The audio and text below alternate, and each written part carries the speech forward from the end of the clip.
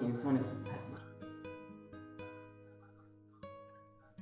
کتاب چارلی تنها داستانی از درد نیست، بلکه یک داستانی از قدرت التیام برای دخترانی که با تمام سختی ها مقابله میگن و خود را میسازند.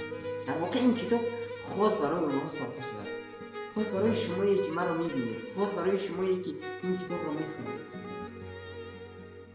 و ما می‌آموزاند این کتاب که چی در جسم چی در روح نشانه زخم نیست، بلکه نشانه زنده ماندن و ایستادگی است. دختر این داستان رنج، خیانت، شکست را تجربه می‌کند، اما هرگز تسلیم نمی‌شود. تا زمانی که ما با شرایط زندگی خود را ندانیم، چگونگی آن را تحمل کردن نمی‌توانیم. اینکه ما چرا خلق شدیم، ما چرا در این دنیا هستیم، در لحظه زندگی کنید. در هر لحظه سختی دارید، دشواری دارید، در اون لحظه خود را ساختن، در اون لحظه خود را از چالش ها، از سختی ها کشیدن، اون وقت می شود که موفق، قدرتمند.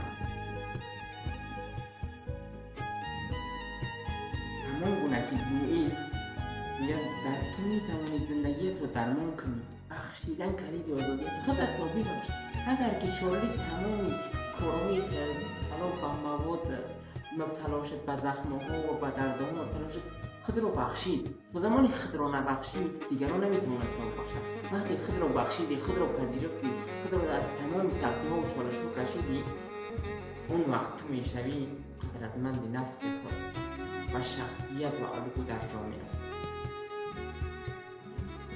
این کتاب اما نشان زیبایی در بی‌نقصی نیست، بلکه در پایداری است. اما الهام می‌بخشد. هیچ زخمی آنقدر عمیق نیست که درمان نشود. هیچ زخمی آنقدر عمیق نیست درمان نشود. هر زخم یک طبیبی دارد. سخت‌ترین زخم‌های امروز، بدترین دردهای سرطان امروز درمان می‌شوند. زخم چارلی یک زخمی بود که احساس افسردگی و دلتنگی و خداداری این چیزا بود که خودش را کشید، خودش را بازم یک امید برای خودش پیدا کرد.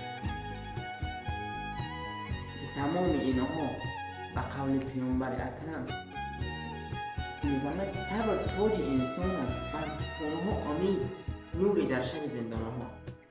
رنج را برگزیدگان است، ایمان شیرینی است، تمامش با صبر و حوصله‌مندی درست می‌شود. ما اینکه صبر کنیم در مقابل تمام سختی‌ها، مشکلات، چالش‌ها صبر کنیم، حوصله‌مندی کنیم، خیلی هم موفق می‌شویم، هم از تمامی رنج، اذیت، آزارها بیرون می‌شویم. چنانچه شاعر بزرگ آنها می‌فرماید که زخم نور خدا را می‌تواند که دل شکسته راه دیدن می‌ماند. پس من دختری ام با هزاران زخم روشن که از درد ساختم باغی بی پایان. دختری بودم که با هزار سختی بازم یک امیدی، یک دوستم. همیشه فکر می‌کردم یک دوست، یک همدرد واقعی پیدا کنید که اون به شما انگیزه می‌دهد، اون شما رو برساند و شما اون رو برساند. پس این می‌شود عامل موفقیت. هر کدامتون چارلی زندگی خود کنید. میدونم هر کسی با سختی‌های دارد مقابله کردن، اما یک روزی این سختی‌ها امروز هم از گوش شما رفع می‌شوند، فردا هم برطرف می‌شوند. فقط صبر کنید، با استقامت، با استواری، با شجاعت مقابله کنید و تا اینکه موفق شوید، تا اینکه بی غم و بی درد و بی منت در جامعه الگو قرار بگیرید.